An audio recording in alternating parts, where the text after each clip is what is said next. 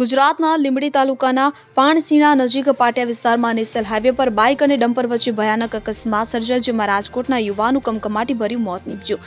અકસ્માત લીંબડી અમદાવાદ અને લીંબડી રાજકોટ હાઈવેની વધતી ટ્રાફિકને કારણે થયો હોવાનું જાણવા મળ્યું છે, જેને કારણે આ હાઈવે ગુજારો હાઈવે તરીકે પડકારવામાં આવી રહ્યો છે.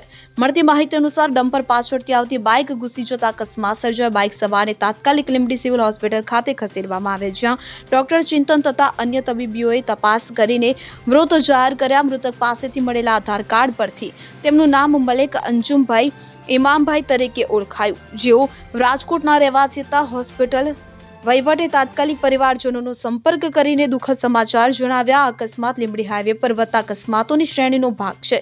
રોજ 1-2 અકસ્માતોમાં ઈજાગ્રસ્તો હોસ્પિટલ પહોંચે છે, જ્યાં ડોક્ટરો, નર્સિંગ સ્ટાફ અને વર્ગ 4ના કર્મચારીઓ રાત દિવસ ખડે પગે સારવાર આપે છે. સ્થાનિકો અને વાહન ચાલકોના મતે વધતી ટ્રાફિક અને અપૂરતા સાઇનબોર્ડને કારણે આવા અકસ્માતો વધી રહ્યા છે. તેઓ વિનંતી કરે છે કે તંત્ર દ્વારા ઠેર ઠેર સ્પષ્ટ સાઇનબોર્ડ લગાવીને રોડની વળાંક, ઝડપ મર્યાદા અને વાહન વિભાગની માહિતી આપવી જોઈએ, જેથી વાહન ચાલકો સાવચેતી રાખી શકે અને અકસ્માતો અટકાવી શકાય. પોલીસે અકસ્માતની તપાસ શરૂ કરી છે અને ડમ્પર ડ્રાઈવર સામે ગુનો નોંધ્યો છે. Kalpesh Vader, CN24 news, Surendranagar. હવે જુઓ દેશ દુનિયાની તમામ ખબરો તમારી આંગળીના ટેરવે. ઉઠાવો મોબાઈલ અને Google Play Store પરથી ડાઉનલોડ કરો અમારી CN24 ન્યૂઝ મોબાઈલ એપ.